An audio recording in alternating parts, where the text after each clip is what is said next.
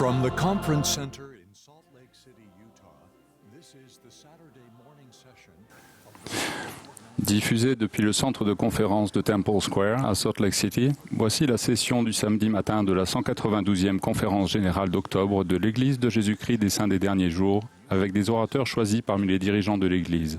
La musique de cette session sera interprétée par le Tabernacle Choir à Temple Square. Cette émission est diffusée à titre de service public par Bonneville Distribution. Tout enregistrement, toute reproduction, transcription ou autre utilisation de cette émission sans autorisation écrite sont interdits. Henry Eyring, deuxième conseiller dans la première présidence de l'Église, dirigera cette session.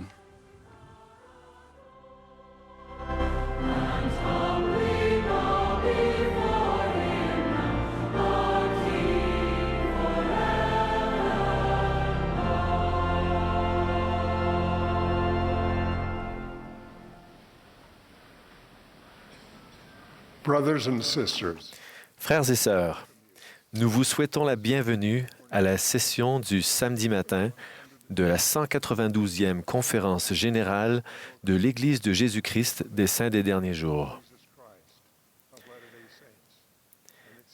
Nous sommes heureux d'accueillir les membres et les amis de l'Église qui suivent cette conférence partout à travers le monde. Le président Nelson, qui préside cette conférence, m'a demandé de diriger cette session. Nous saluons la présence des autorités générales et des officiers généraux tout au long de cette conférence. La musique de cette session sera interprétée par The Tabernacle Choir à Temple Square, sous la direction de Mac Wilberg et de Ryan Murphy, avec Brian Mathias et Richard Elliott à l'orgue. Le chœur a ouvert cette session en chantant « In Hymns of Praise » et interprétera maintenant « Vers Sion, cité promise ». David Homer, des 70, fera ensuite la prière d'ouverture.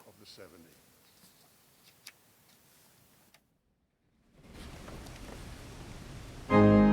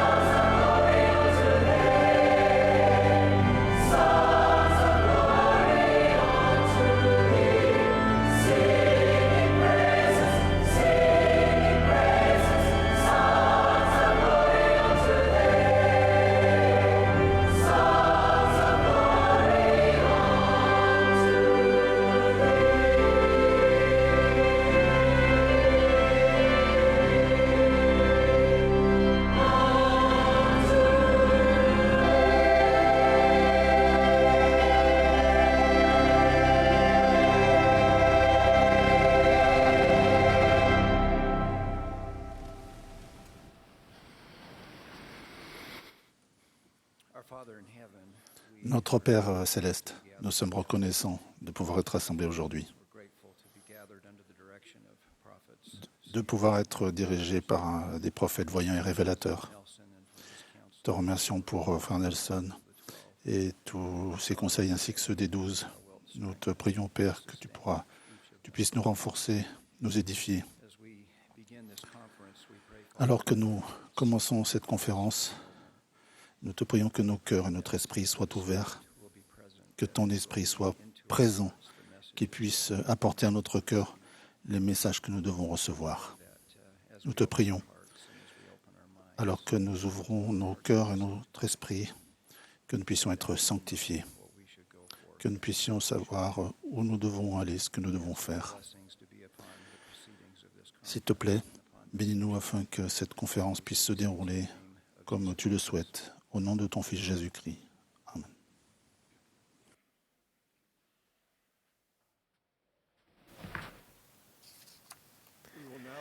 Nous aurons maintenant le plaisir d'entendre Dallin Oaks, premier conseiller dans la première présidence. Après son discours, le chœur chantera « Ai-je fait du bien ». Nous écouterons ensuite Dieter Uchtdorf du Collège des 12 apôtres et Tracy Browning, deuxième conseillère dans la présidence générale de la primaire. Dale Renland du Collège des 12 apôtres nous adressera ensuite la parole. Président Oaks.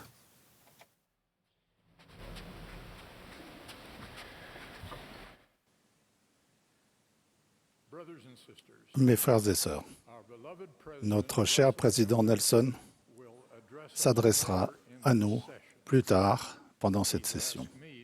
Il m'a demandé d'être le premier orateur. Aujourd'hui, mon sujet concerne ce que l'Église de Jésus-Christ des Saints des Derniers Jours et ses membres donnent et font pour les pauvres et les affligés. Je parlerai aussi de dons semblables faits par d'autres personnes bienveillantes. Donner aux nécessiteux est un principe commun à toutes les religions abrahamiques, ainsi qu'à d'autres.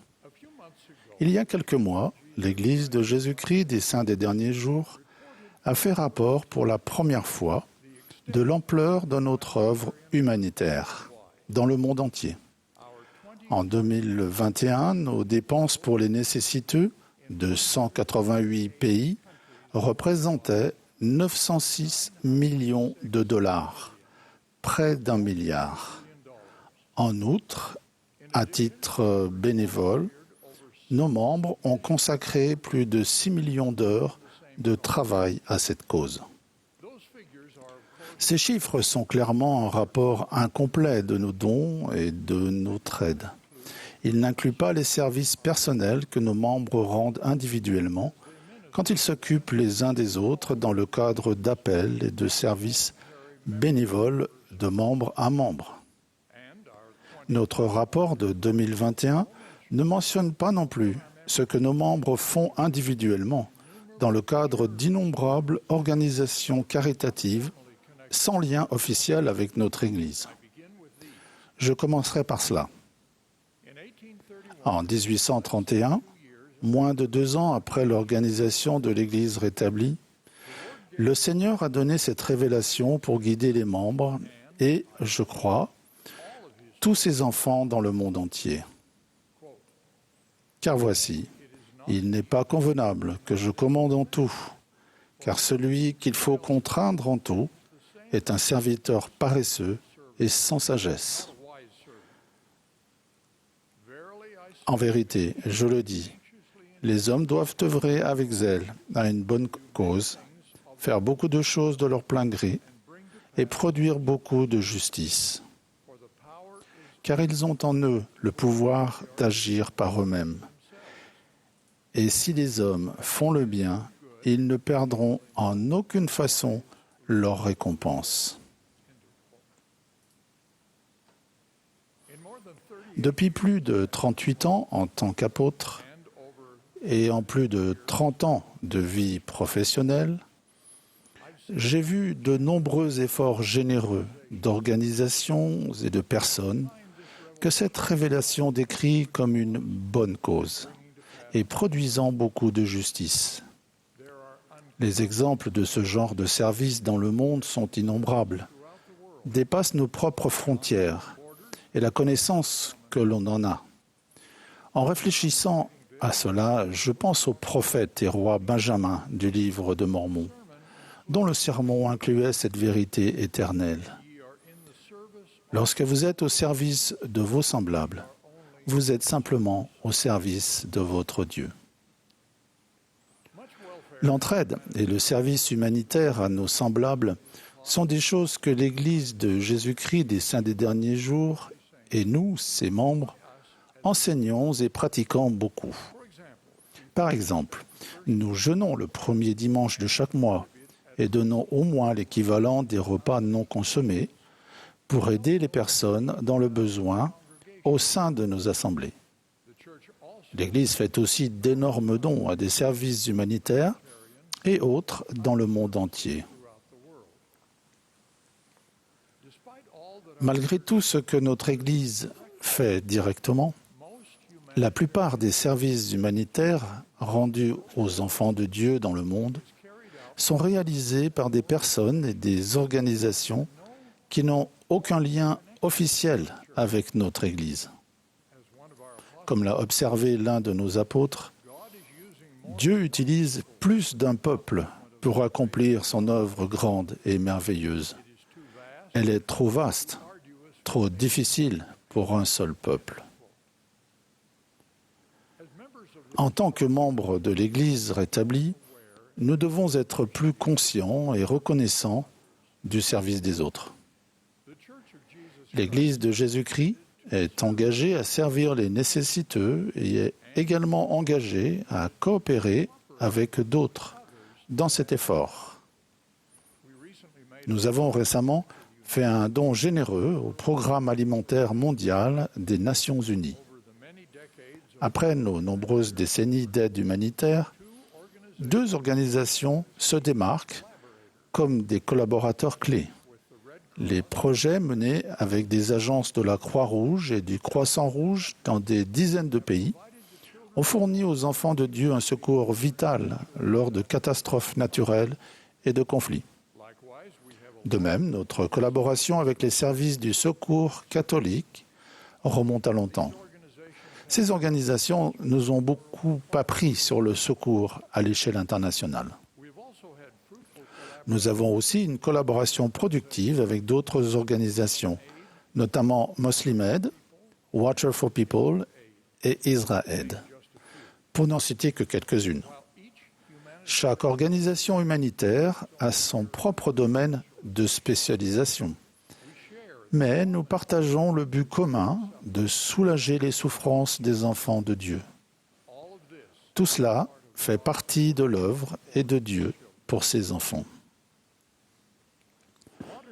La révélation moderne nous apprend que notre Sauveur Jésus-Christ est la vraie lumière qui éclaire tout homme qui vient au monde.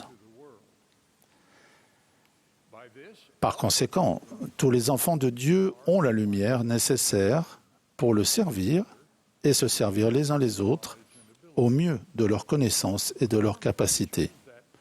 Le livre de Mormon enseigne que tout ce qui invite et incite à faire le bien et à aimer Dieu et à le servir est inspiré de Dieu. Je poursuis. Car voici, l'Esprit du Christ est donné à tout homme, afin qu'il puisse discerner le bien du mal. C'est pourquoi je vous montre la façon de juger. Car tout ce qui invite à faire le bien et à persuader de croire au Christ est envoyé par le pouvoir et le don du Christ. Et maintenant, mes frères, vous connaissez la lumière par laquelle vous pouvez juger. Laquelle lumière est la lumière du Christ. Voici quelques exemples d'enfants de Dieu aidant d'autres enfants de Dieu dans les domaines clés de l'alimentaire, des soins médicaux et de l'enseignement. Il y a 10 ans, les Kandari, un couple sikh aux Émirats arabes unis, a lancé une initiative remarquable en vue de nourrir les affamés. Dans le temple sikh de Guru Nanak Darbar, ils servent actuellement plus de 30 000 repas végétariens tous les week-ends à quiconque se présente, quelle que soit sa religion ou son origine. Le docteur Kandari explique « Nous croyons que nous sommes tous un. Nous sommes enfants du même Dieu et nous sommes ici pour servir l'humanité. » Des services de soins médicaux et dentaires à des personnes dans le besoin en sont un autre exemple. À Chicago, j'ai rencontré un médecin américano-syrien de service de réanimation, le docteur Zaher Saloul. Il est l'un des fondateurs de Med Global, qui coordonne des professionnels de santé qui offrent bénévolement leur temps, leur talent, leurs connaissances et leurs conseils pour aider les personnes dans les situations de crise, comme la guerre en Syrie où le docteur Sahoul a risqué sa vie pour soigner des civils. Med Global et des organisations semblables, comprenant de nombreux professionnels saints des derniers jours, démontrent que Dieu touche le cœur de croyants pour qu'ils apportent aux pauvres du monde entier l'aide dont ils ont besoin. Beaucoup d'enfants de Dieu altruistes sont impliqués dans des initiatives d'enseignement, également à l'échelle mondiale. Un bon exemple que nous connaissons à travers nos actions humanitaires est l'activité d'un homme qui s'appelle M. Gabriel, qui a été réfugié à plusieurs reprises à la suite de divers conflits. Il a récemment remarqué que des centaines de milliers d'enfants réfugiés en Afrique de l'Est avaient besoin d'aide pour continuer d'espérer et garder leur esprit occupé. Il a organisé d'autres enseignants parmi les réfugiés en ce qu'ils ont appelé l'arbre-école, où les enfants se réunissent pour étudier à l'ombre d'un arbre. Il n'a pas attendu que d'autres personnes se chargent de l'organisation ou de la direction, mais s'est personnellement investi dans ce qui a permis d'offrir à des milliers d'enfants du primaire l'occasion d'apprendre pendant ces années angoissantes pleines d'instabilité. Bien sûr, ces trois exemples ne signifient pas que tout ce que disent ou font des organisations ou des personnes prétendant être bonnes ou de Dieu le sont vraiment. Ces exemples montrent que Dieu inspire de nombreuses organisations et personnes à faire beaucoup de bien. Il montre aussi que davantage de membres de l'Église rétablie de Jésus-Christ doivent être reconnaissants pour le bien que d'autres font et les soutenir selon le temps et les moyens dont ils disposent. Voici quelques exemples d'actions soutenues par l'Église et que nos membres et d'autres bonnes personnes et organisations soutiennent aussi par des dons individuels en temps et en argent. Je vais commencer par la liberté religieuse. En la soutenant, nous servons nos propres intérêts, mais aussi ceux des autres religions. Comme l'a enseigné notre premier président, Joseph Smith, nous affirmons avoir le droit d'adorer le Dieu Tout-Puissant selon les inspirations de notre conscience et reconnaissant le même droit à tous les hommes, qu'ils adorent comme ils veulent, où ils veulent ou ce qu'ils veulent. Parmi les autres exemples de dons humanitaires et autres de l'Église rétablie qui sont aussi soutenus bénévolement par nos membres, on peut citer nos écoles, établissements d'enseignement supérieur et universités reconnus, ainsi que nos dons importants, moins connus, mais dorénavant publiés pour le secours aux personnes affectées par des destructions et des bouleversements causés par des catastrophes naturelles comme des ouragans et des tremblements de terre. Les activités caritatives que nos membres soutiennent par leurs dons et leurs actions bénévoles sont trop nombreuses pour en faire la liste. Mais le simple fait de citer celles-ci est une indication de leur diversité et de leur importance. La lutte contre le racisme et d'autres préjugés, la recherche sur la prévention et la guérison de maladies, l'aide aux handicapés, le soutien à des organisations musicales et à des musées, et l'amélioration de l'environnement moral et physique pour tous. Toutes les actions humanitaires de l'Église de Jésus-Christ des Saints des Derniers Jours visent à suivre l'exemple d'un peuple juste décrit dans le livre de Mormon.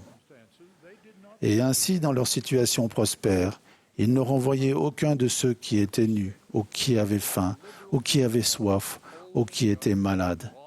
et ils étaient généreux envers tous, jeunes et vieux, esclaves et libres, hommes et femmes, qu'ils fussent hors de l'Église ou dans l'Église.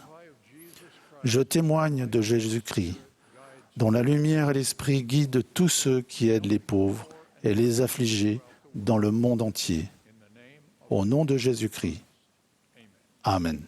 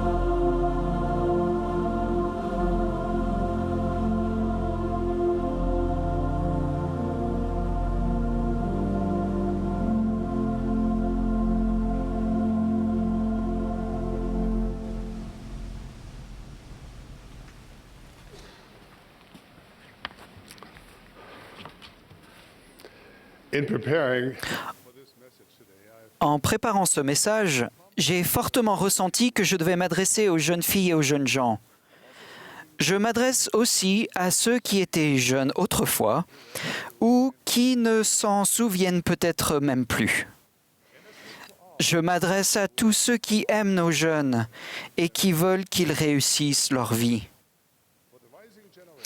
Si vous avez entre 11 et 18 ans, j'ai un message du Sauveur Jésus-Christ qui vous est spécialement destiné. Mes chers amis, si le Sauveur était ici, maintenant, que vous dirait-il ? Je crois qu'il commencerait par dire qu'il vous aime profondément.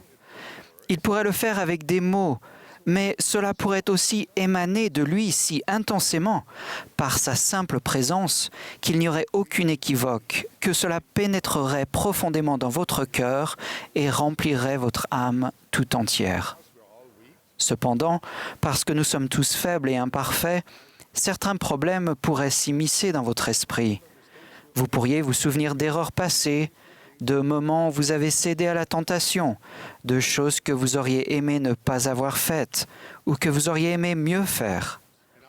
Le Sauveur le sentirait, et je crois qu'il vous rassurerait par des paroles qu'il a déjà données dans les Écritures. Ne craignez pas, ne doutez pas, prenez courage, que votre cœur ne se trouble point. Je ne pense pas qu'il trouverait des excuses à vos erreurs. Il ne les minimiserait pas. Non, il vous demanderait de vous repentir, de laisser vos péchés derrière vous, de changer, afin qu'il puisse vous pardonner. Il vous rappellerait qu'il y a 2000 ans, il a pris ses péchés sur lui, afin que vous puissiez vous repentir. Cela fait partie du plan du bonheur qui nous a été donné par notre Père céleste aimant. Jésus pourrait signaler que vos alliances avec lui, faites au moment du baptême et que vous renouvelez chaque fois que vous prenez la Sainte Seine, font qu'il existe un lien spécial entre lui et vous. Le genre de lien que les Écritures décrivent comme être sous le même joug, afin que grâce à son aide, vous puissiez porter n'importe quel fardeau. Je crois que le Sauveur Jésus-Christ voudrait que vous voyiez, sentiez et sachiez qu'il est votre force, qu'avec son aide, il n'y a pas de limite à ce que vous pouvez accomplir, que votre potentiel est illimité. Il voudrait que vous vous voyiez comme il vous voit, ce qui est très différent de la manière dont le monde vous voit. Le Sauveur déclarerait sans équivoque que vous êtes une fille ou un fils du Dieu Tout-Puissant. Votre Père céleste est l'être le plus glorieux de l'univers, plein d'amour, de joie, de pureté, de sainteté, de lumière, de grâce et de vérité. Il veut que vous héritiez un jour tout ce qu'il possède. C'est pour cette raison que vous êtes sur la terre, pour apprendre, grandir, progresser et devenir tout ce que votre Père céleste a prévu que vous soyez. Pour que cela soit possible, il a envoyé Jésus-Christ pour être votre Sauveur. C'est le but de son grand plan du bonheur, de son Église, de sa prêtrise, des Écritures, de tout cela. C'est votre destinée. C'est votre avenir. C'est votre choix. Le pouvoir de choisir est au cœur du plan de Dieu pour votre bonheur. Bien sûr, votre Père céleste veut que vous choisissiez la joie éternelle avec lui, et il vous aidera à y arriver, mais il ne vous l'imposera jamais. Il vous permet donc de choisir la lumière ou les ténèbres, le bien ou le mal, la joie ou la misère, la vie éternelle ou la mort spirituelle. Cela ressemble à un choix facile, n'est-ce pas? Pourtant, ici sur la terre, cela semble bien plus compliqué que cela ne le devrait. Le problème, c'est que nous ne voyons pas toujours les choses aussi clairement que nous le voudrions. L'apôtre Paul a dit que c'était comme regarder au moyen d'un miroir d'une manière obscure. Il y a beaucoup de confusion dans le monde sur ce qui est bien et mal. La vérité est déformée afin de donner au mal l'apparence du bien et au bien celle du mal. Mais si vous recherchez sincèrement la vérité éternelle et invariable, vos choix deviendront bien plus clairs. Oui, vous aurez toujours des tentations et des épreuves. De mauvaises choses continueront de se produire. Des choses déconcertantes, des choses tragiques. Mais vous pouvez les gérer quand vous savez qui vous êtes et pourquoi vous êtes ici, et quand vous avez confiance en Dieu. Alors, où trouver la vérité? Elle est contenue dans l'Évangile de Jésus-Christ. Et la plénitude de cet Évangile est enseignée dans l'Église de Jésus-Christ des saints des derniers jours. Jésus a dit, « Je suis le chemin, la vérité et la vie. Nul ne vient au Père que par moi. » Quand vous avez des choix importants à faire, Jésus-Christ et son Évangile rétabli sont le meilleur choix. Quand vous avez des questions, Jésus-Christ et son Évangile rétabli sont la meilleure réponse.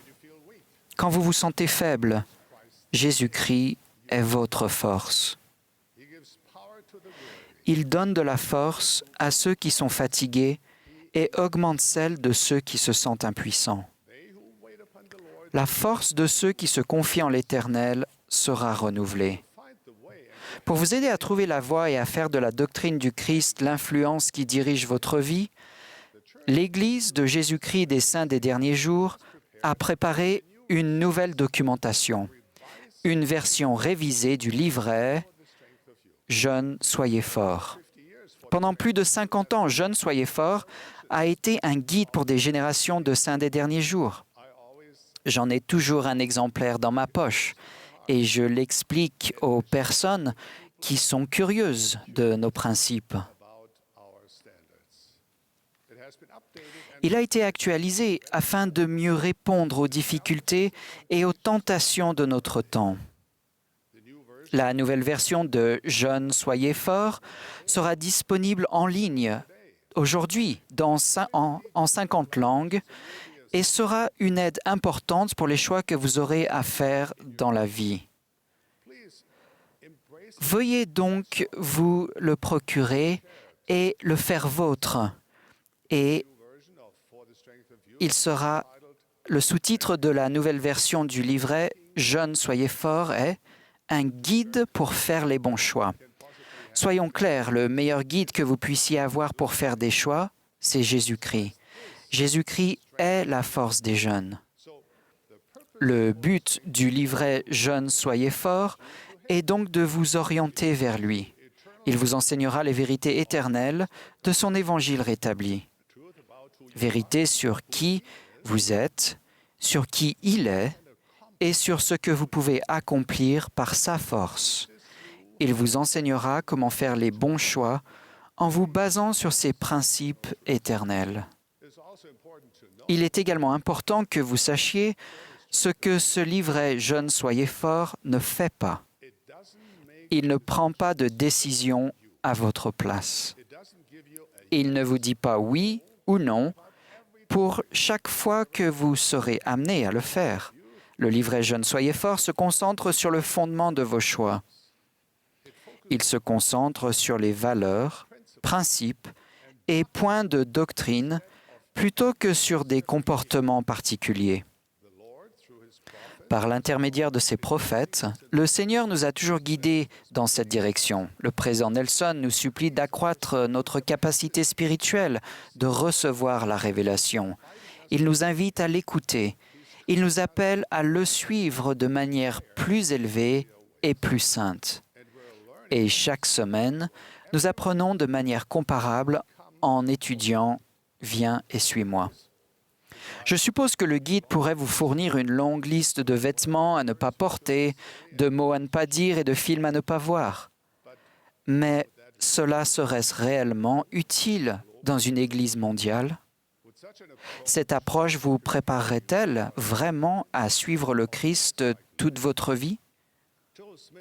Joseph Smith a dit « Je leur enseigne des principes corrects et ils se gouvernent eux-mêmes. » Dans le livre de Mormon, le roi Benjamin a dit à son peuple « Je ne peux pas vous dire toutes les choses pour lesquelles vous pouvez commettre le péché, car il y a divers voies et moyens, oui, tant que je ne peux les énumérer. » Et le roi Benjamin a poursuivi en disant « Il y a une chose que je peux vous dire. Veillez à vous-même et à vos pensées et à vos paroles et à vos actes et observez les commandements de Dieu et continuez dans la foi au Seigneur jusqu'à la fin de votre vie. » Est-ce mal d'avoir des règles? Bien sûr que non. Nous en avons besoin chaque jour. Mais c'est mal de ne se concentrer que sur elle au lieu de se concentrer sur le Sauveur. Vous devez connaître les tenants et les aboutissants, puis réfléchir aux conséquences de vos choix. Vous devez mettre votre confiance en Jésus-Christ. Il vous guidera de la bonne façon. Il est votre force. Le livret « Jeunes, soyez forts » déclare audacieusement la doctrine de Jésus-Christ. Il vous invite avec hardiesse à faire des choix basés sur la doctrine du Christ. Et il écrit avec courage les bénédictions que Jésus-Christ promet à ceux qui suivent sa voie. Le président Nelson a enseigné « Quand votre plus grand désir est de laisser Dieu prévaloir dans votre vie, beaucoup de décisions deviennent plus faciles à prendre. Beaucoup de problèmes n'en sont plus. Vous savez comment soigner votre présentation, vous savez quoi regarder et quoi lire, où passer votre temps et avec qui. Vous savez ce que vous voulez accomplir. Vous savez quel genre de personne vous voulez devenir. » Fin de citation. Jésus-Christ a des principes très élevés pour ses disciples. Il nous invite à rechercher sincèrement sa volonté et à vivre selon ses vérités. Ce sont les principes les plus élevés qui soient. Les choix temporels et spirituels importants ne doivent pas seulement être pris en fonction de préférences personnelles ou de ce qui est pratique ou populaire. Le Seigneur ne dit pas « faites ce que vous voulez ». Il dit « laissez Dieu prévaloir ». Il dit « viens et suis-moi ». Il dit « vivez de manière plus sainte, plus noble, plus mûre ». Il dit « respectez mes commandements ». Jésus-Christ est notre exemple parfait et nous nous efforçons de le suivre de toute l'énergie de notre âme. Mes chers amis, je le répète, si le Sauveur se tenait ici aujourd'hui, il exprimerait son amour infini pour vous et sa totale confiance en vous. Il vous dirait que vous pouvez y arriver. Vous pouvez bâtir une vie joyeuse et heureuse parce que Jésus-Christ est votre force. Vous pouvez trouver la confiance, la paix, la sécurité, le bonheur et votre place maintenant et éternellement parce que vous trouverez tout cela en Jésus-Christ, en son évangile et en son Église. J'en témoigne solennellement en qualité d'apôtre du Seigneur Jésus-Christ et je vous bénis du fond du cœur en vous exprimant ma profonde reconnaissance et mon amour au nom de Jésus-Christ. Amen.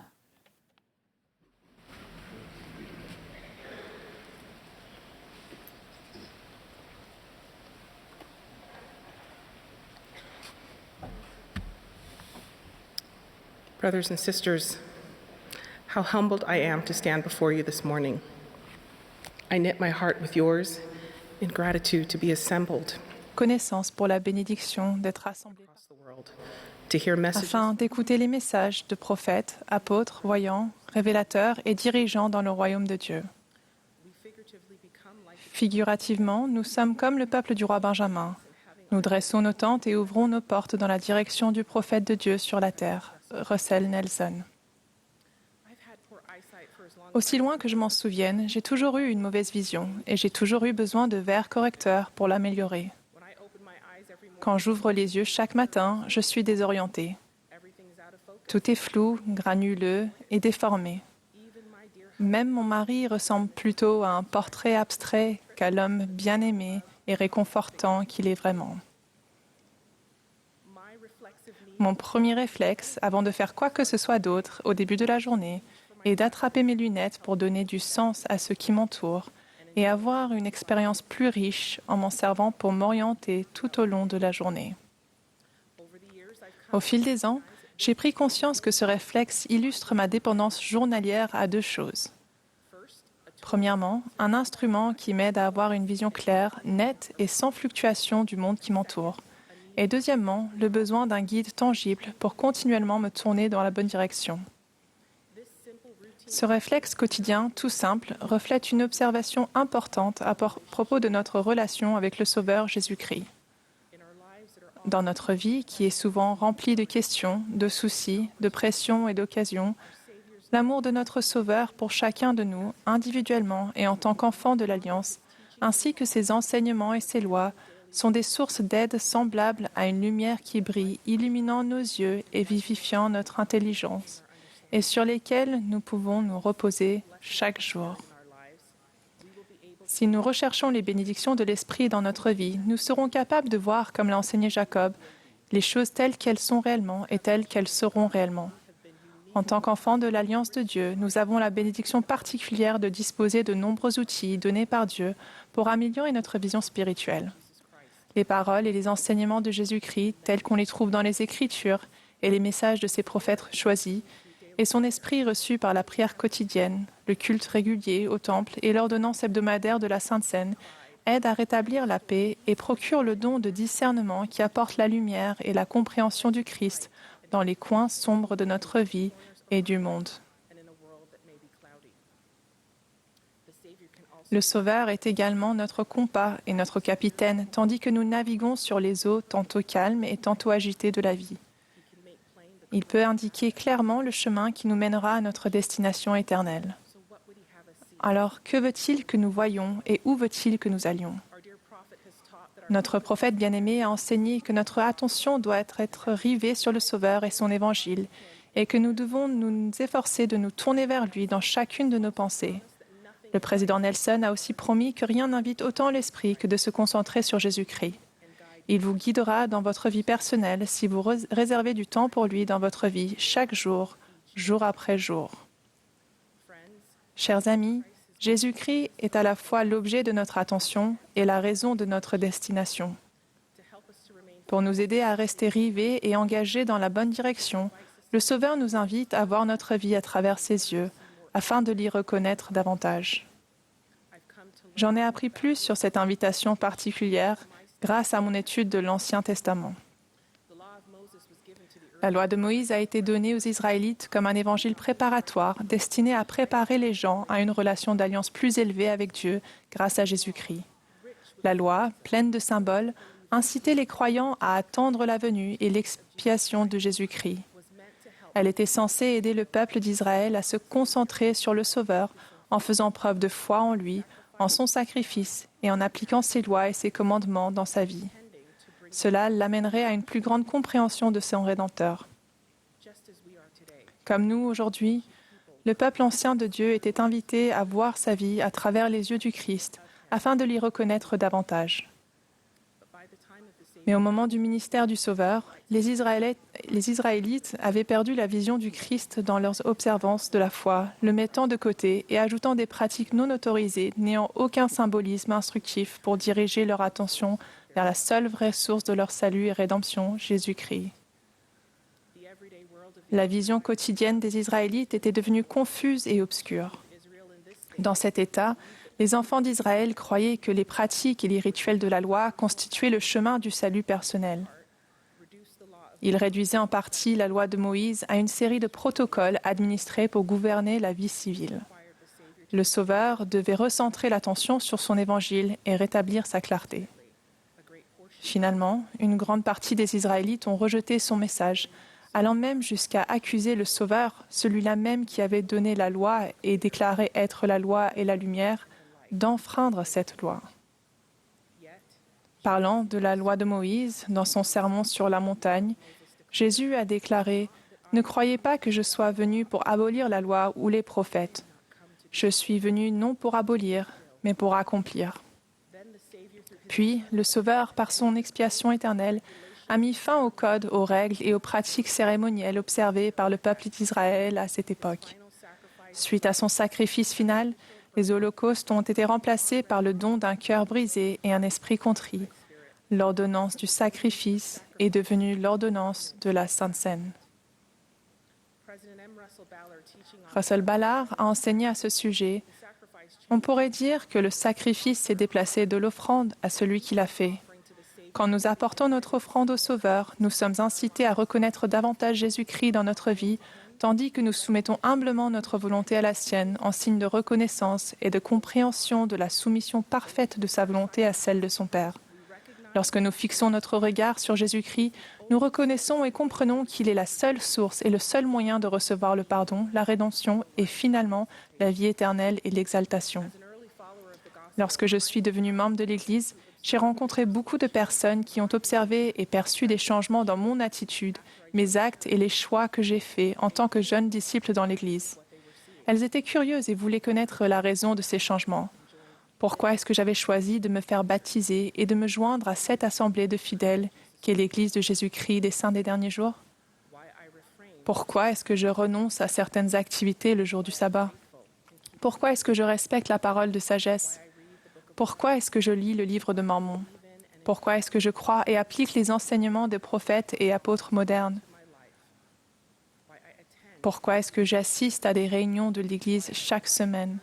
Pourquoi est-ce que j'invite les gens à venir et voir, venir et aider, venir et rester, et venir et appartenir? Par le passé, ces questions me semblaient écrasantes et, pour être honnête, parfois accusatrices. Mais tandis que j'étais confrontée au regard inquisiteur des gens, j'ai pris conscience que leur examen était en fait ma première incitation à mettre une paire de lunettes spirituelles pour clarifier ma vision et consolider ce qui me motivait à adhérer aux pratiques et aux principes de l'Évangile. Quelle était la source de mon témoignage? Est-ce que je gardais les observances extérieures sans tirer profit de ces pratiques liées aux lois de Dieu pour fortifier ma foi au Christ ou manifester ma compréhension que Jésus-Christ est la seule source de pouvoir dans ces observances? À travers mes efforts rigoureux pour regarder vers Jésus-Christ et le chercher dans chacune de mes pensées et actions, mes yeux se sont ouverts et mon intelligence s'est vivifiée, de sorte que j'ai reconnu que Jésus-Christ m'appelait à venir à lui. Quand j'étais encore une jeune disciple, les missionnaires m'ont invité à les accompagner pour enseigner l'Évangile à un groupe de jeunes filles de mon âge. Un soir, assise dans la maison de l'une de ces jeunes filles, mon cœur a été touché en entendant leurs tendres questions. « Pourquoi crois-tu » Avec une compréhension approfondie de la vision du Seigneur, j'ai eu l'occasion de leur témoigner de ce qui me motivait à être son disciple, et cela a affiné mon témoignage grandissant. J'ai appris alors, et je sais maintenant, que notre Sauveur, Jésus-Christ, dirige nos pas vers l'Église chaque semaine pour prendre la Sainte Seine, vers la maison du Seigneur pour faire des alliances avec lui, vers les Écritures et les enseignements des prophètes pour apprendre de sa parole. Il dirige notre bouche pour témoigner de lui, nos mains pour élever et servir autrui comme il le ferait, nos yeux pour voir le monde et les gens tels qu'ils les voient, tels qu'ils sont réellement et tels qu'ils seront réellement. Si nous lui permettons de nous diriger en toutes choses, nous recevrons un témoignage que tout montre qu'il y a un Dieu, car où que nous le cherchions, nous le trouverons, chaque jour, jour après jour. J'en témoigne au nom de Jésus-Christ. Amen.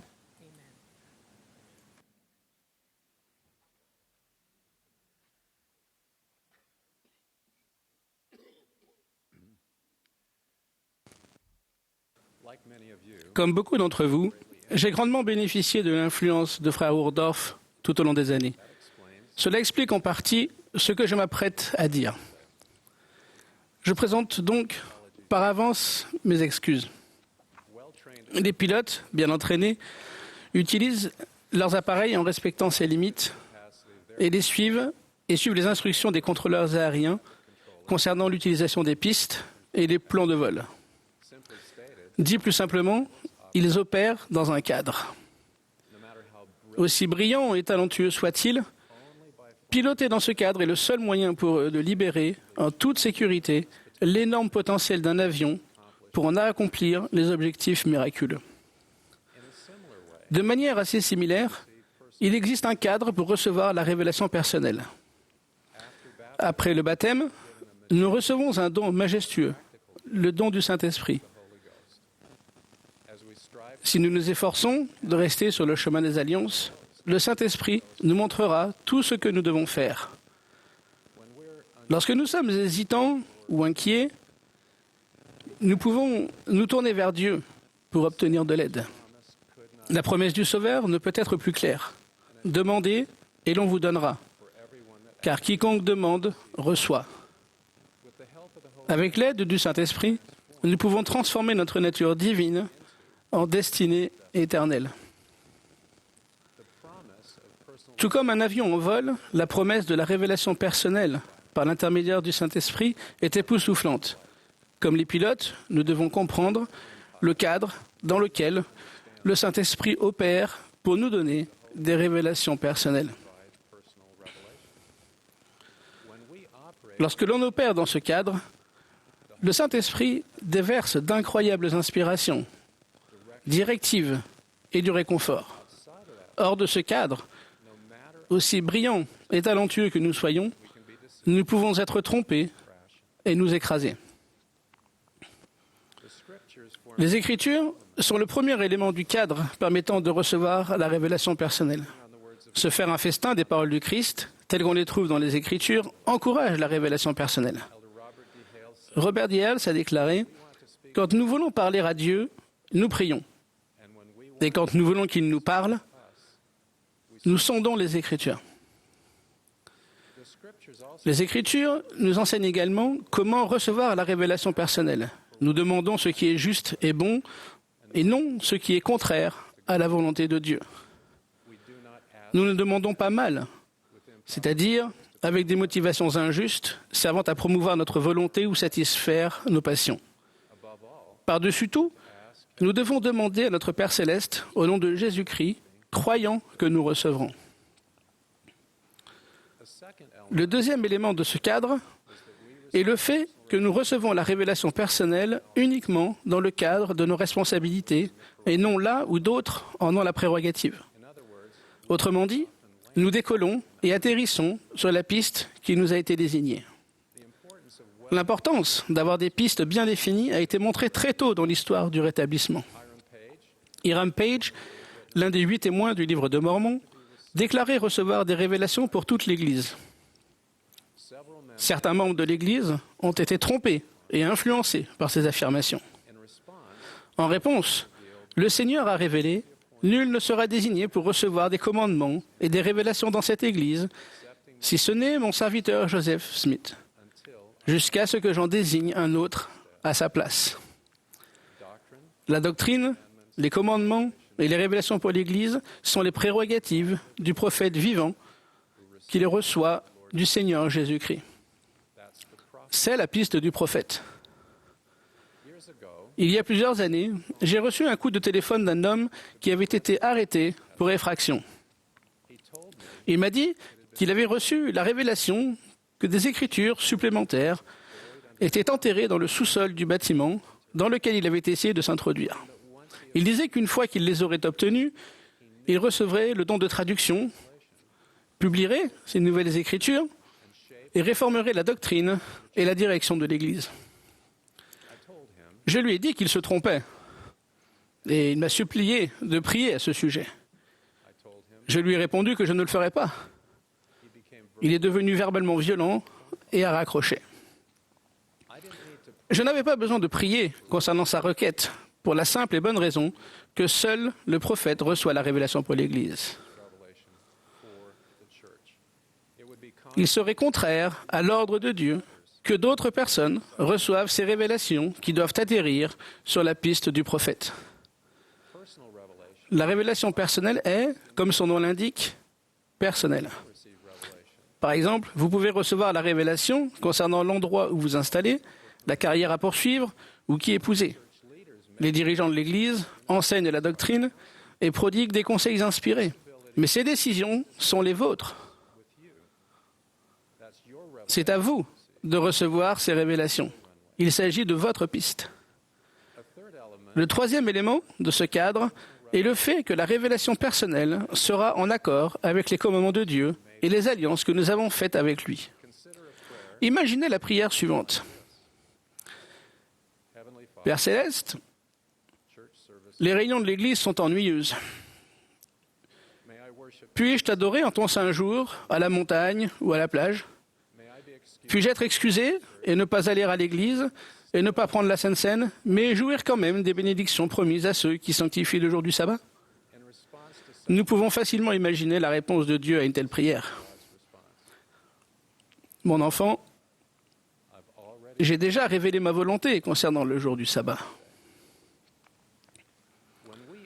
Lorsque nous demandons la révélation concernant une chose pour laquelle Dieu a déjà donné des directives claires, nous risquons de mal interpréter nos sentiments et d'entendre ce que nous voulons entendre. Un jour, un homme m'a parlé de ses difficultés à stabiliser les finances familiales.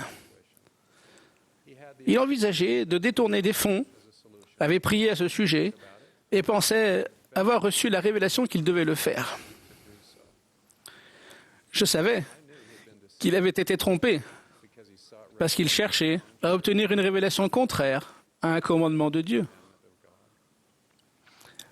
Joseph Smith, le prophète, a dit que rien ne fait plus de tort aux enfants des hommes que d'être sous l'influence d'un faux esprit alors qu'ils pensent avoir l'esprit de Dieu. Certains pourraient dire que Néphi a enfreint un commandement lorsqu'il a tué Laban. Cependant, cette exception à la règle n'annule pas la règle qui est que la révélation personnelle sera en accord avec les commandements de Dieu. Aucune explication simple de cet événement n'est entièrement satisfaisante. Mais je vais souligner quelques aspects. Dans ce récit, Néphi n'a pas demandé s'il pouvait tuer Laban. C'était la dernière chose qu'il voulait faire. La mort de Laban ne servait pas son intérêt personnel, mais permettait de procurer les Écritures à une future nation et à un peuple de l'Alliance. Néphi était certain de la révélation qu'il venait de recevoir. En fait, dans ce cas précis, c'était un commandement de Dieu. Le quatrième élément de ce cadre est le fait de reconnaître ce que Dieu nous a déjà révélé personnellement, tout en étant prêt à recevoir plus de révélations de sa part. Si Dieu a déjà répondu à une question et que la situation n'a pas changé, pourquoi devrions-nous espérer une réponse différente? Joseph Smith a été confronté à ce problème en 1828. La première partie du livre de Mormon avait été traduite lorsque Martin Harris, un bienfaiteur et un de ses premiers secrétaires, a demandé à Joseph s'il pouvait prendre les pages contenant la traduction pour les montrer à sa femme. Ne sachant pas quoi faire, Joseph a prié pour être guidé. Le Seigneur lui a dit que Martin ne devait pas emporter les pages manuscrites. Martin a exigé de Joseph qu'il demande une nouvelle fois à Dieu. Joseph s'est exécuté, mais sans grande surprise, la réponse a été la même. Martin a imploré Joseph de demander une troisième fois, et Joseph s'est exécuté. Cette fois, Dieu n'a pas dit non. Au lieu de cela, il a dit en substance, « Joseph, tu connais mes sentiments, mais tu es libre de choisir. » Se sentant libéré de l'interdiction, Joseph a décidé de permettre à Martin de prendre les 116 pages manuscrites et de les montrer à certains membres de sa famille. Les pages traduites ont été perdues et n'ont jamais été retrouvées. Le Seigneur a sévèrement réprimandé Joseph. Joseph a appris ce qu'enseigne le prophète Jacob dans le livre de Mormon. Ne cherchez pas à conseiller le Seigneur, mais à prendre conseil auprès de lui, car il gouverne avec sagesse. Jacob a averti que des choses fâcheuses se produisent quand on demande ce que l'on ne devrait pas. Il a prédit que le peuple de Jérusalem rechercherait des choses qu'il ne pourrait pas comprendre, regarderait au-delà de la marque et rejetterait entièrement le Sauveur du monde. Le peuple a chuté parce qu'il a demandé des choses qu'il ne pouvait et ne voulait pas comprendre. Si nous avons reçu une révélation personnelle pour notre situation et que la situation n'a pas changé, Dieu a déjà répondu à notre question. Par exemple, nous cherchons parfois, de manière répétée, l'assurance que nous avons été pardonnés. Si nous nous sommes repentis, avons été remplis de joie, avons reçu la rémission de nos péchés, et que notre conscience est en paix, nous n'avons pas besoin de demander à nouveau. Nous pouvons avoir confiance en la réponse que Dieu a déjà donnée. Cependant, tout en faisant confiance aux réponses précédentes de Dieu, nous devons être prêts à recevoir davantage de révélations personnelles. Après tout, peu de destinations de la vie sont atteintes par un vol sans escale, Nous devons reconnaître que l'on reçoit la révélation personnelle ligne sur ligne, précepte sur précepte, et que la direction révélée l'est souvent de manière progressive. Les éléments formant le cadre pour la révélation personnelle se superposent et se renforcent mutuellement. Dans ce cadre, le Saint-Esprit nous révélera tout ce dont nous avons besoin pour décoller et maintenir notre élan sur le chemin des alliances. De cette manière, nous pouvons devenir, par le pouvoir de Jésus-Christ, ce que notre Père céleste veut que nous devenions. Je vous invite à avoir la confiance nécessaire pour demander la révélation personnelle et comprendre ce que Dieu a révélé, conformément aux Écritures et aux commandements qu'il a donnés par l'intermédiaire de ses prophètes désignés et dans le cadre de vos responsabilités et de votre libre arbitre. Je sais que le Saint-Esprit vous révélera tout ce que vous devez faire. Au nom de Jésus-Christ. Amen.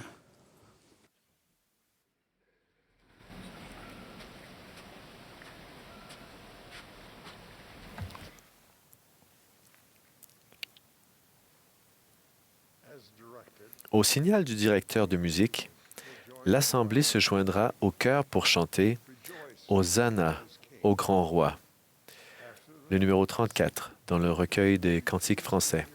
Après le chant, nous aurons le plaisir d'entendre Raphaël Pinault et Hugo Montoya des 70. Le chœur chantera ensuite brillamment l'amour du Père. Puis, nous écouterons Ronald Rasband du Collège des 12 apôtres.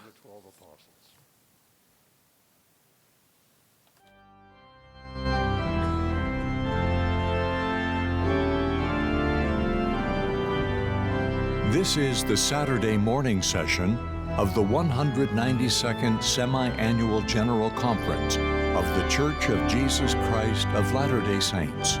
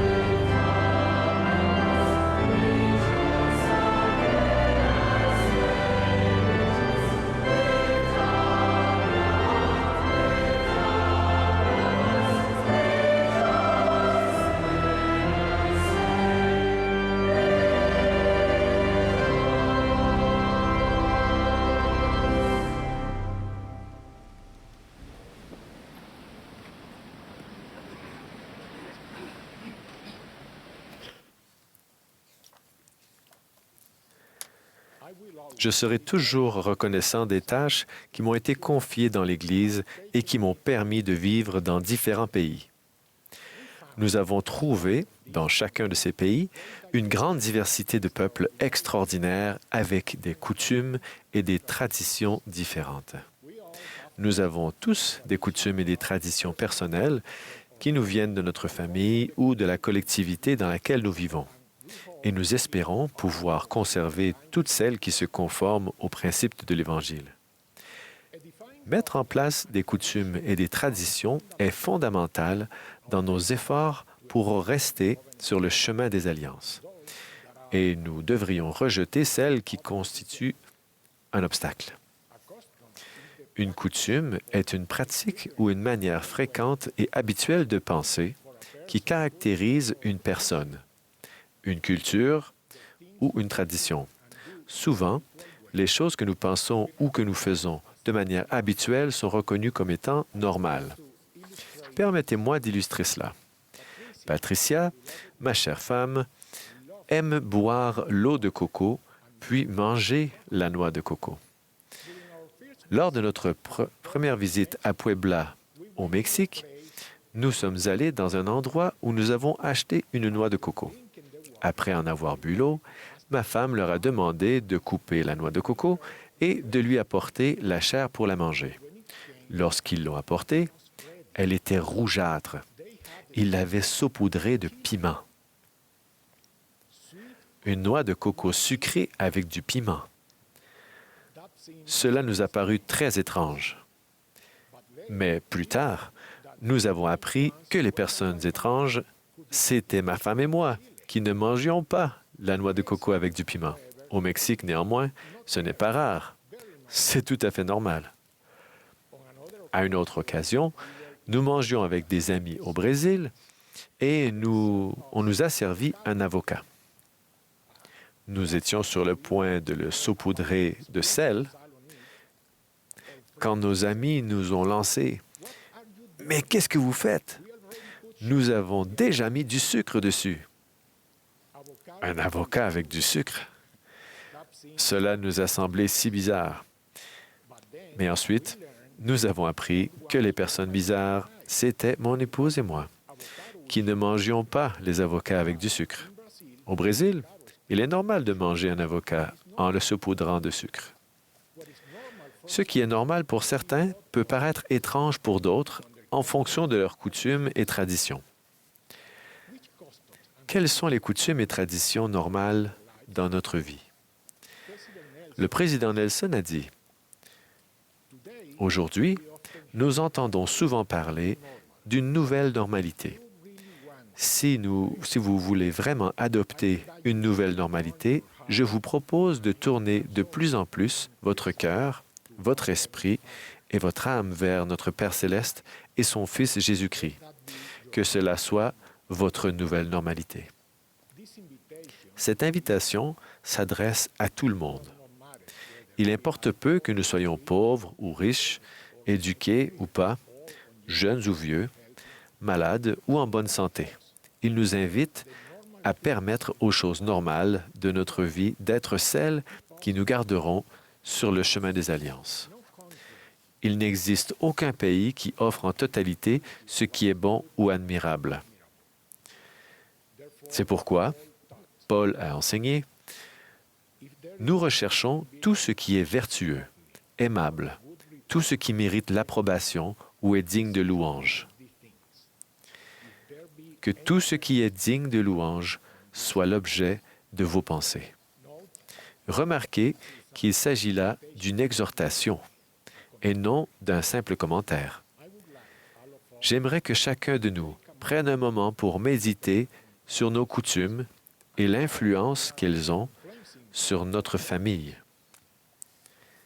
Voici 4 habitudes merveilleuses qui devraient être normales pour les membres de l'Église. Premièrement, l'étude des Écritures personnelles et en famille.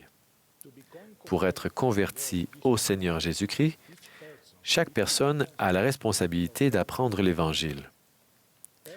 Les parents ont la responsabilité d'enseigner l'Évangile à leurs enfants. Deuxièmement, la prière personnelle et en famille. Le Sauveur nous commande de prier toujours. La prière nous permet de communiquer personnellement avec notre Père céleste, au nom de son Fils, Jésus-Christ. Troisièmement, l'assistance hebdomadaire à la réunion de Sainte Seine. Nous le faisons pour nous souvenir de Jésus-Christ en prenant la Sainte Seine.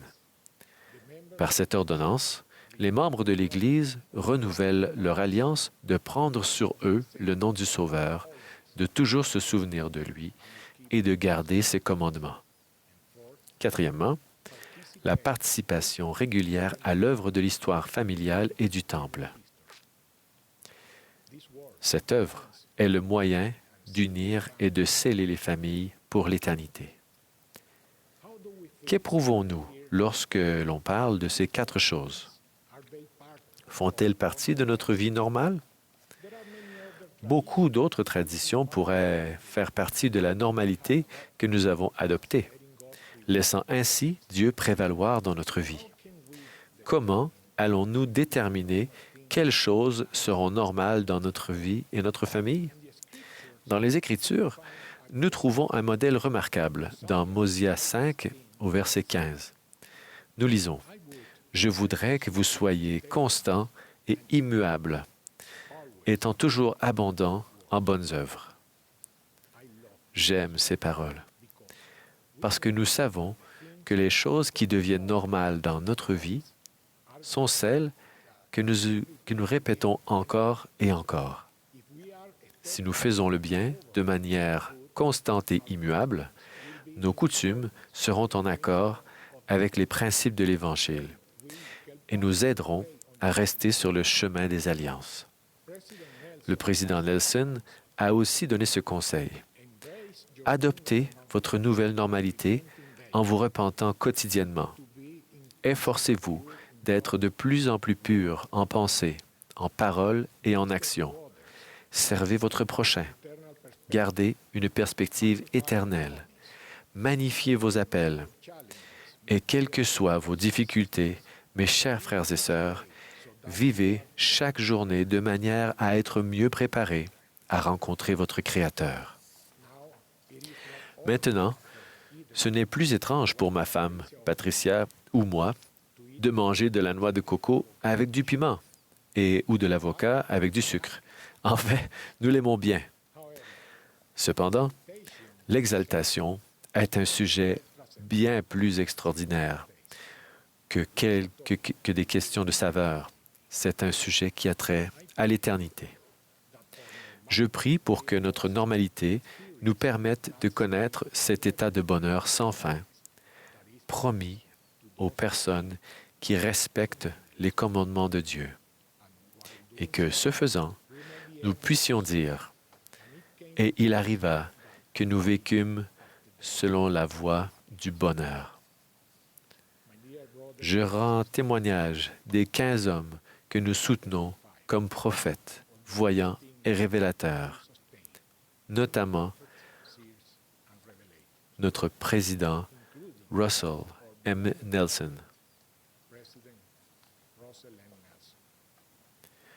Je témoigne que l'Église de Jésus-Christ des Saints des derniers jours est vraie. Je témoigne en particulier de Jésus-Christ, notre Sauveur et Rédempteur. Au nom de Jésus-Christ. Amen.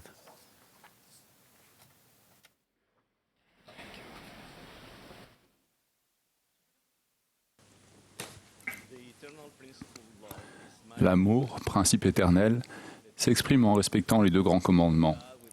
Aimer Dieu de tout son cœur, de toute son âme, de toute sa pensée et de toute sa force, et aimer son prochain comme soi-même.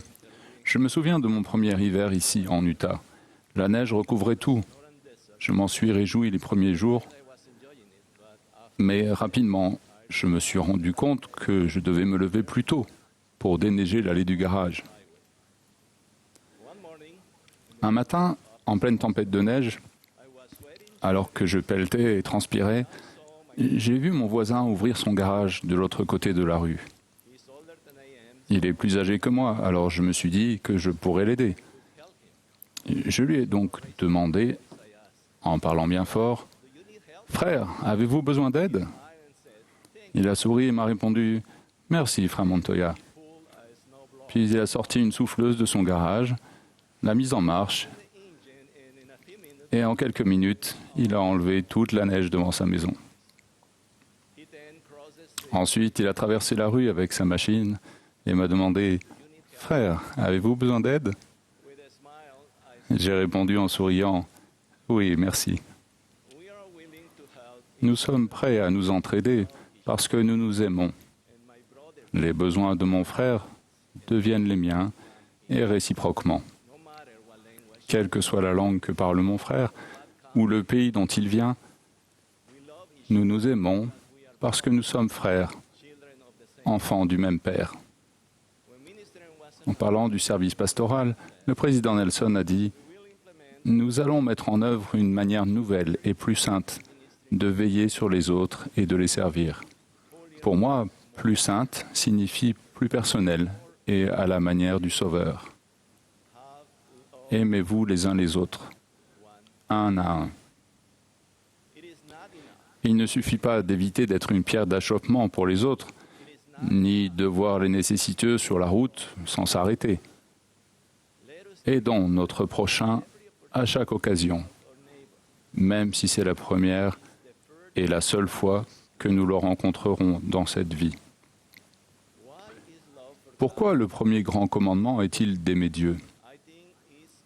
Je pense que c'est en raison de ce que Dieu signifie pour nous.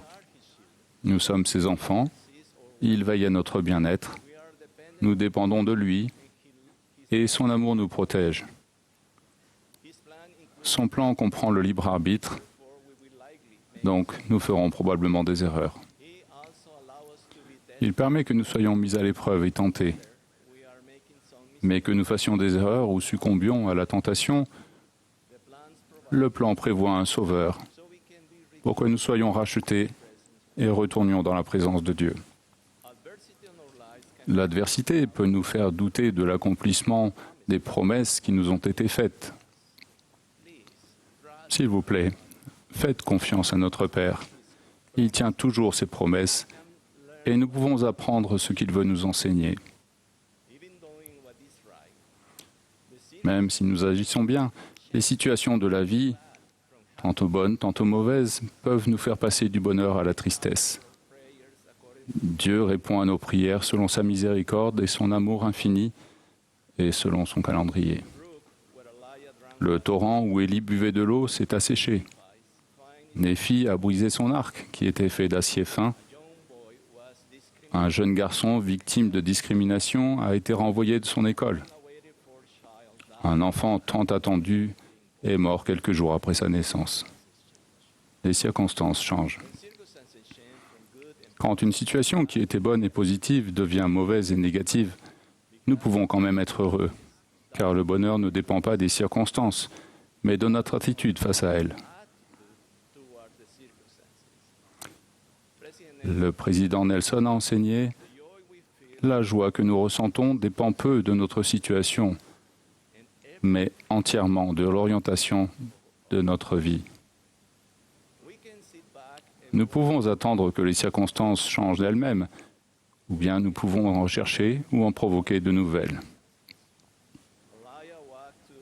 Élie est allé à Sarepta, où une veuve lui a donné à manger et à boire. Néphi a fait un arc en bois et est parti chasser des animaux pour manger. Le garçon s'est assis près de la fenêtre pour écouter et prendre des notes. Il est aujourd'hui un enseignant dans une école primaire. Le couple a acquis une grande foi au Sauveur et une grande confiance dans le plan du salut. Leur amour pour l'enfant qui est mort subitement est plus grand que leur chagrin. Quand j'entends les questions « Père céleste, es-tu vraiment là ?» et « Entends-tu prier les enfants chaque fois ?» j'aime répondre « Il a été, il est, et il sera toujours là pour vous et pour moi.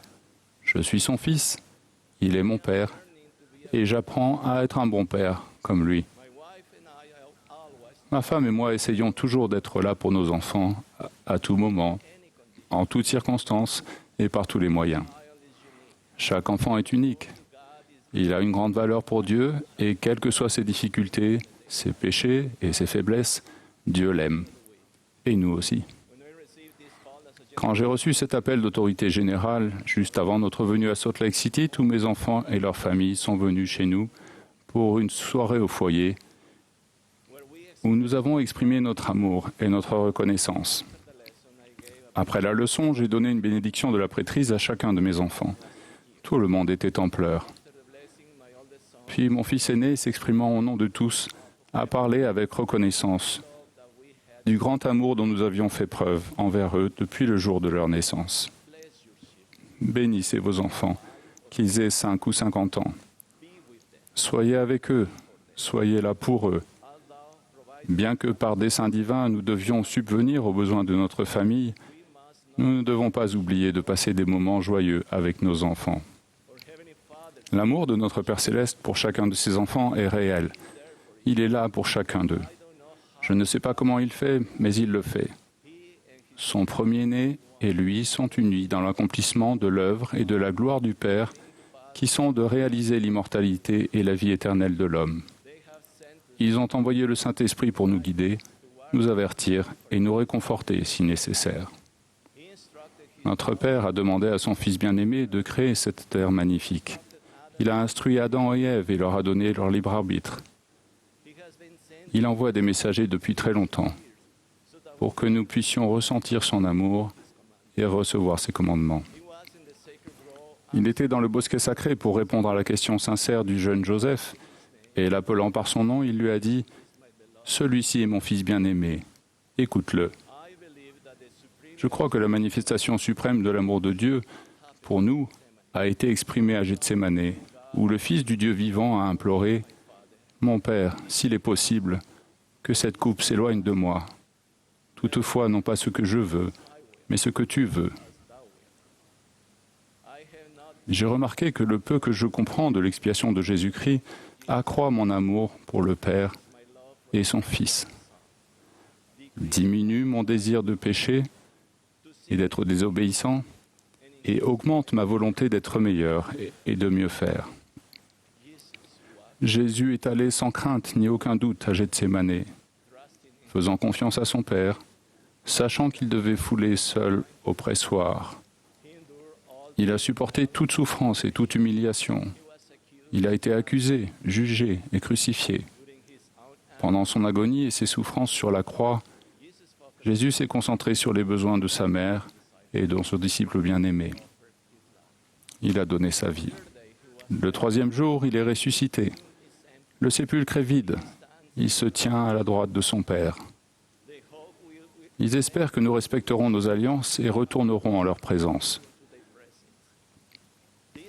Ce 2e état n'est pas notre état final.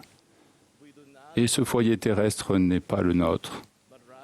Nous sommes plutôt des êtres éternels, vivant des expériences temporaires. Jésus est le Christ, le Fils du Dieu vivant, et il vit. Parce qu'il vit, tous les enfants de Dieu vivront éternellement, et grâce à son sacrifice expiatoire, nous pourrons tous vivre ensemble avec eux. Au nom de Jésus-Christ. Amen.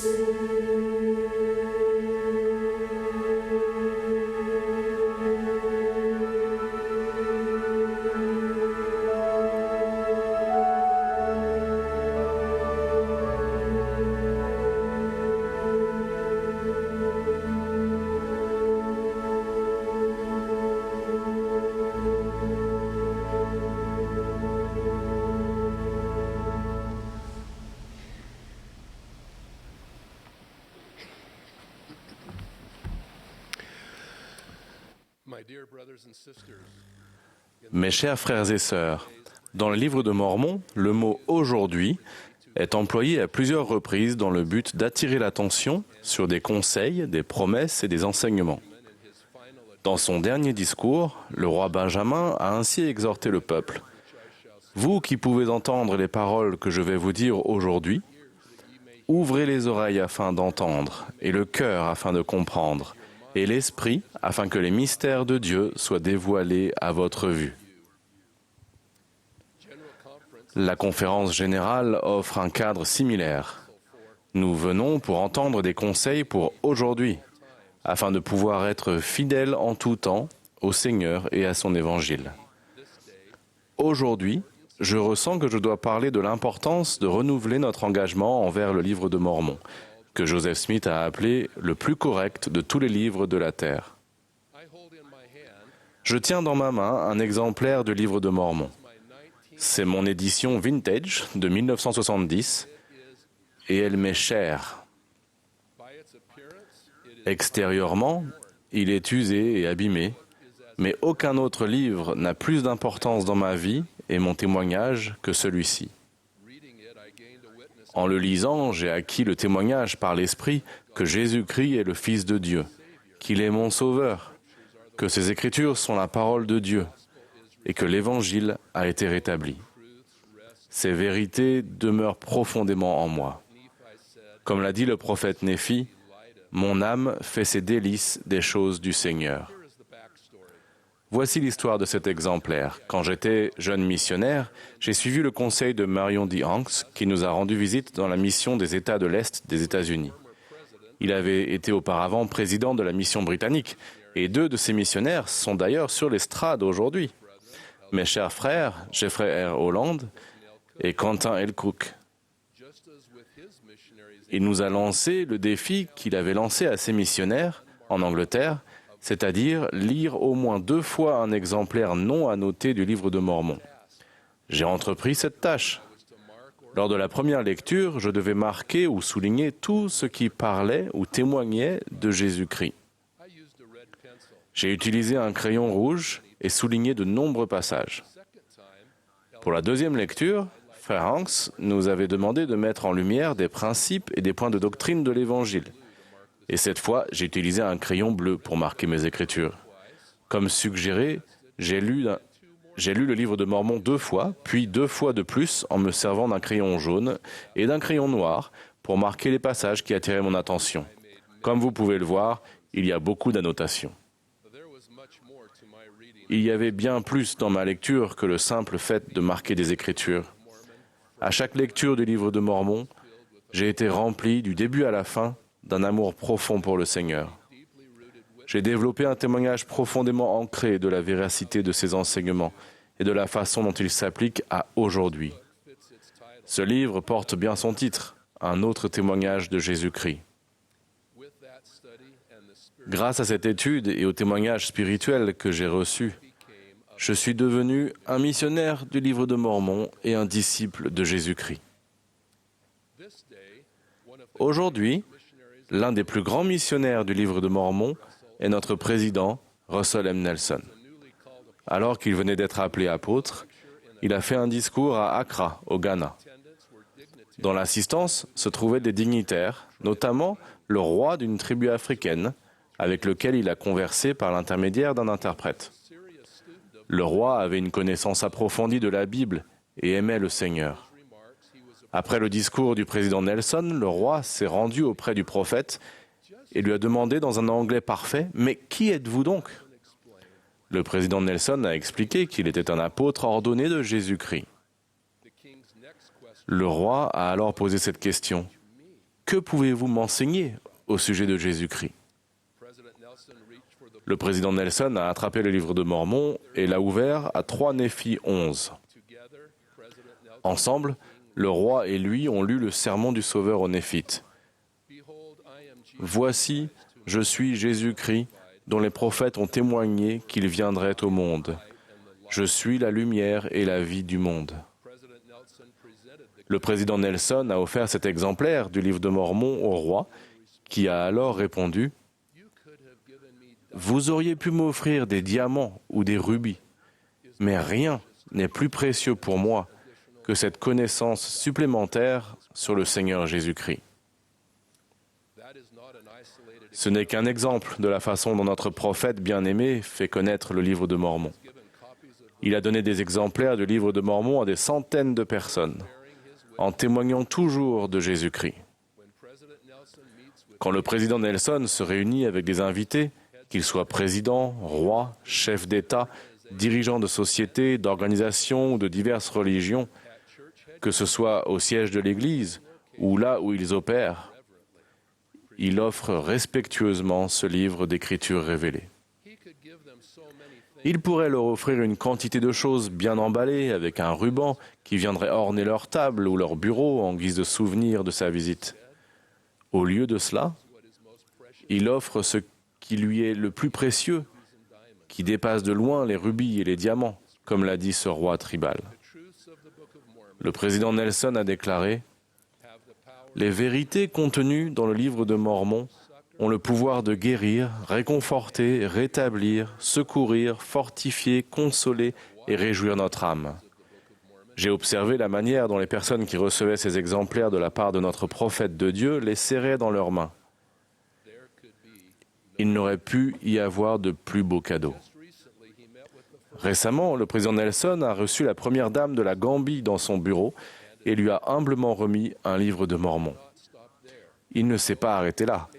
Il en a ouvert les pages pour les lire avec elle, pour enseigner et témoigner de Jésus-Christ, de son expiation et de son amour pour tous ses enfants, où qu'ils soient. Notre prophète vivant accomplit sa part pour remplir la terre du livre de Mormon. Mais il ne peut pas ouvrir les écluses tout seul. Nous devons suivre ses pas. Inspiré par son exemple, j'essaie avec humilité et plus de ferveur de faire connaître le livre de Mormon. J'étais récemment en visite officielle au Mozambique. Les habitants de ce beau pays sont confrontés à la pauvreté, à de mauvaises conditions de santé, au chômage, aux tempêtes et à l'agitation politique. J'ai eu l'honneur de rencontrer le président du pays, Filipe Nyusi. À sa demande, j'ai prié pour lui et sa nation.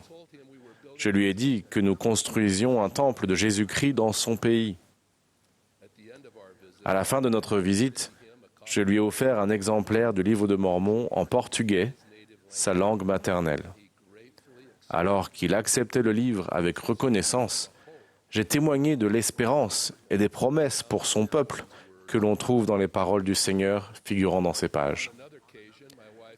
À une autre occasion, ma femme Mélanie et moi avons rencontré chez eux la reine et le roi Letsi III du Lesotho. Pour nous, le moment fort de notre visite a eu lieu lorsque nous leur avons offert un exemplaire du livre de Mormon et que j'ai rendu témoignage.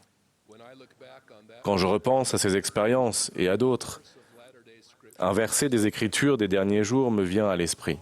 « Afin que la plénitude de mon évangile soit proclamée par les faibles et les simples, jusqu'aux extrémités du monde et devant les rois et les gouverneurs. » J'ai donné un livre de Mormon à Indra Mani Pandey, ambassadeur d'Inde auprès des Nations Unies à Genève, et à sa tout-sainteté le patriarche Bartholomé de l'Église orthodoxe de Constantinople, ainsi qu'à bien d'autres. J'ai ressenti que l'Esprit du Seigneur était avec nous au moment où je leur remettais cette clé de voûte de notre religion, et que je rendais témoignage de Jésus-Christ, la pierre angulaire de notre foi. Maintenant, frères et sœurs, vous n'avez pas besoin d'aller au Mozambique ou en Inde, ni de rencontrer des rois et des gouverneurs pour offrir ce livre d'enseignement et de promesses sacrées. Aujourd'hui, je vous invite à donner un livre de Mormon à vos amis et votre famille, à des collègues de travail, à votre entraîneur de football ou aux marchands de fruits et légumes de votre marché.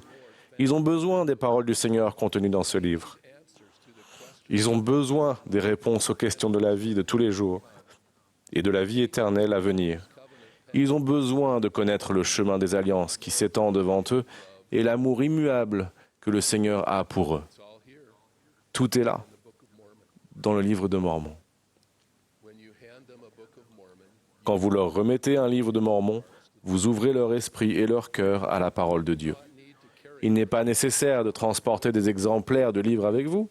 Vous pouvez facilement le partager depuis votre téléphone portable, à partir de la section Écriture de l'application médiathèque de l'Évangile. Pensez à la vie de toutes les personnes que l'Évangile pourrait bénir, puis envoyez-leur un exemplaire du livre de Mormon depuis votre téléphone. N'oubliez pas d'y inclure votre témoignage pour leur faire savoir comment ce livre a été une bénédiction dans votre vie. Mes chers amis, en tant qu'apôtre du Seigneur, je vous invite à suivre notre prophète bien-aimé, le président Nelson, et à inonder la terre du livre de Mormon. Le besoin est immense. Nous devons agir maintenant. Je vous promets que vous participerez ainsi à la plus grande œuvre sur la terre, le rassemblement d'Israël, en suivant l'inspiration de tendre la main à ceux qui sont empêchés d'accéder à la vérité que parce qu'ils ne savent pas où la trouver. Ils ont besoin de vous entendre témoigner de la façon dont ce livre a changé votre vie et vous a rapproché de Dieu, de sa paix et de ses joyeuses nouvelles. Je témoigne que par dessein divin, le livre de Mormon a été préparé dans l'Amérique d'autrefois afin de paraître pour déclarer la parole de Dieu et amener des âmes à Jésus-Christ et à son évangile rétabli aujourd'hui. Au nom de Jésus-Christ. Amen.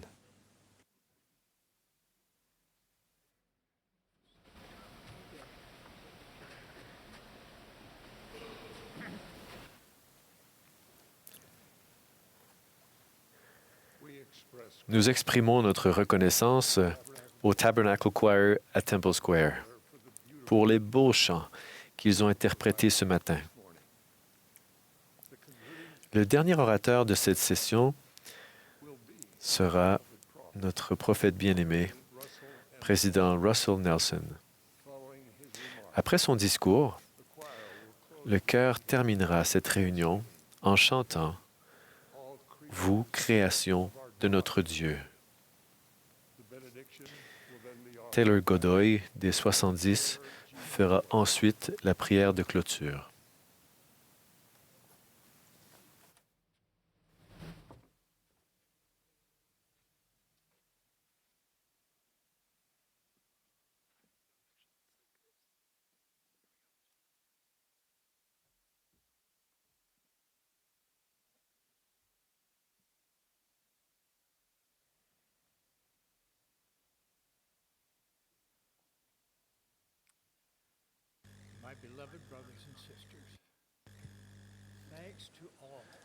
Mes frères et sœurs bien-aimés, je vous remercie tous pour cette session inspirante.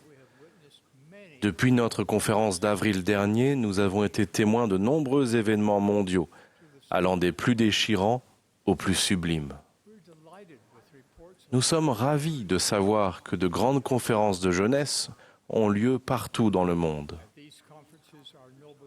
Lors de ces conférences, nos nobles jeunes apprennent que quoi qu'il arrive dans leur vie, leur plus grande force vient du Seigneur. Nous nous réjouissons que davantage de temples soient construits dans le monde entier. Avec la consécration de chaque nouveau temple, un pouvoir divin supplémentaire entre dans le monde pour nous fortifier et contrecarrer les efforts croissants de l'adversaire. Les sévices représentent l'influence de l'adversaire. Ce sont des péchés graves. En tant que président de l'Église, je confirme les enseignements du Seigneur Jésus-Christ sur ce sujet. Je vais être parfaitement clair. Toute forme de sévice à l'égard des femmes, des enfants ou de quiconque est une abomination pour le Seigneur. Il éprouve une grande tristesse et j'ai de la peine chaque fois que du mal est fait à quelqu'un. Il pleure et nous pleurons tous pour chaque personne qui a été victime de sévices de toute espèce. Les personnes qui commettent ces actes hideux ne sont pas seulement responsables devant les lois des hommes, mais elles devront également affronter la colère de Dieu.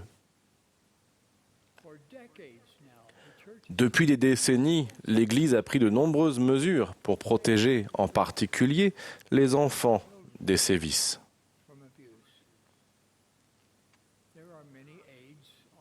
De nombreuses aides sont consultables sur le site Internet de l'Église. Je vous invite à les étudier. Ces directives sont en place pour protéger les innocents. Je nous exhorte tous à être attentifs à quiconque risque d'être maltraité et à agir rapidement pour le protéger. Le Sauveur ne tolère pas les sévices. Et nous, ses disciples, ne le pouvons pas non plus. L'adversaire a d'autres tactiques inquiétantes. Il s'efforce notamment d'estomper la frontière entre ce qui est vrai et ce qui ne l'est pas.